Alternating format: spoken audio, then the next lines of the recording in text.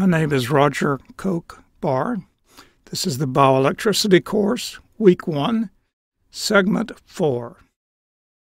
In this segment, I've decided to call it Rectification of Names. You might want to call it terminology.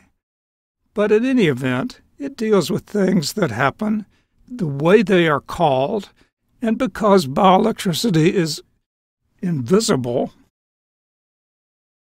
it's really important to have some common words that you use to call things, because everybody is dealing with abstractions, things you've deduced from other measurements and ideas, things you can't see or barely can see, and as a result, a commonality of terminology has been a goal that's been worked on for a long time, and I thought I'd bring up some of these.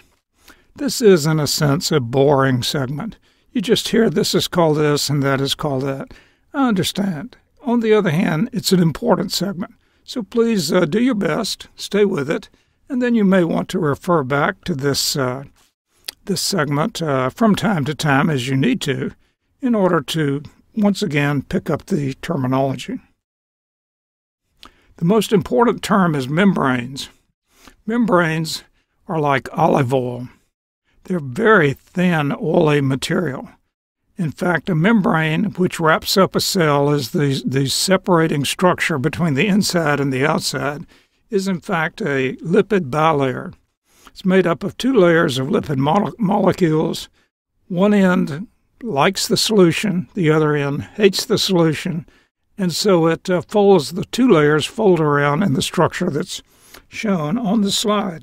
So you can see the outer layer there and there. That's what will be in contact with solution on the outside and the inside of the cell. The key aspect of the membrane from an electrical point of view is that it is a super good insulator and at the same time is very, very thin. So I have marked it over here on the left as having a thickness, sort of a visual thickness, if you look at a picture in an electron microscope, of about 80 angstroms. The insulating part of the membrane seems to be less, more like 40 angstroms. You recall that an angstrom is 10 to the minus 10th meters, but apart from that, it is about the size of an atom. So when you say it's 80 angstroms wide, that's comparable to saying it's 80 atoms wide. In other words, very, very thin. Membranes wrap around cellular structures. So we could say here's a membrane. There's the inside, often called intracellular, and then the outside, which is often called extracellular, out of the cell, or sometimes interstitial if it's out of the cell but within the structure.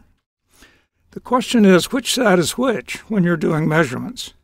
Historically, some people said one thing and other people said others. Around about 1950, everybody agreed to call it the same way as far as which way was which, and inside and outside, that's clear enough. But also to measure voltages, so when they measured voltages across the membrane, the positive terminal was on the inside, the negative terminal was on the outside. At the same time, they decided that when they said the membrane current was positive, what that was going to mean was that it's going from the inside to the outside. Now, membrane current doesn't always go from the inside to the outside. Maybe the membrane current is 10 nanoamperes, and maybe it flows from the outside to the inside. How is that handled? Well, the way it's handled is you simply say Im has a value of minus 9 nanoamperes. That is, the negative is used to imply the opposite direction. The same thing is true for Vm. If you say Vm is minus 60, that means that the inside is less positive than the outside. The inside is negative with respect to the outside. Look, this is really confusing, and people are all the time getting it backwards until they really memorize it carefully. So try to do your best. Here's your first chance, and come back and look at this slide if you need to.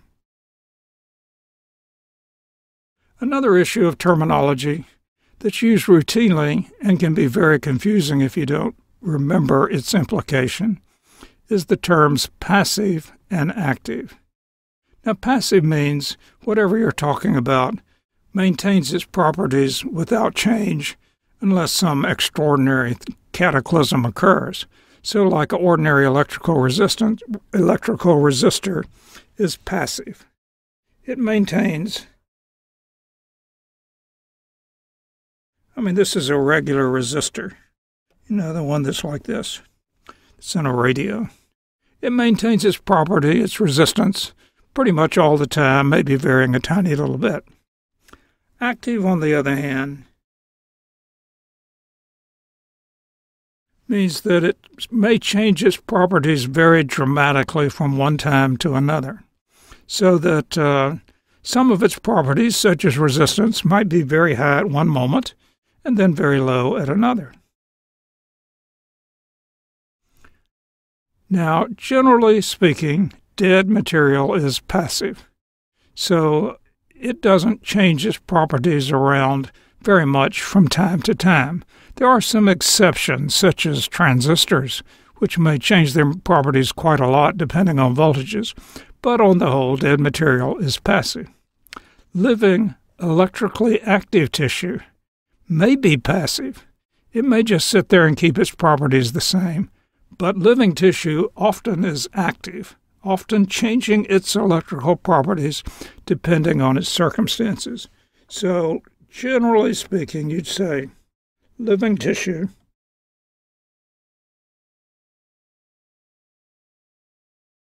is active some of the time. How active is it? Well, it's very active in the sense of creating very big changes. You could think of a resistor that has a resistance of 1,000,000 ohms, and then all of a sudden it's 1,000 ohms. So electrically active tissue can have dramatic changes in properties. Stimulation versus simulation. Well, these are, of course, two different words, but they are spelled so similarly and both occur so frequently within bioelectricity that I put them on the slide to note the difference. Stimulation is talking about an electrical current that crosses the membrane, might come from natural or artificial sources. Simulation, on the other hand, refers to a computer calculation, usually a time sequence that figures out what would happen in the tissue. It's worth noting that in bioelectricity, simulations are very highly developed and very accurate, so that when you see a simulation of something, you take it as being very close to what would actually occur. Transmembrane stimulation now, versus field stimulation. If it's transmembrane, the stimulus current, both stimulation means you inject a current. Transmembrane stimulation means one electrode's inside, one's outside, so the current's flowing across the membrane. With field stimulation, both electrodes are outside, so the current mainly flows outside. The question is, why does any current flow anyplace else? But it does.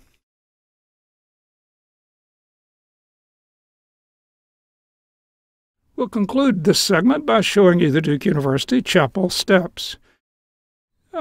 Stretching a little bit for an analogy, I'd say the terminology is the steps towards understanding bioelectricity.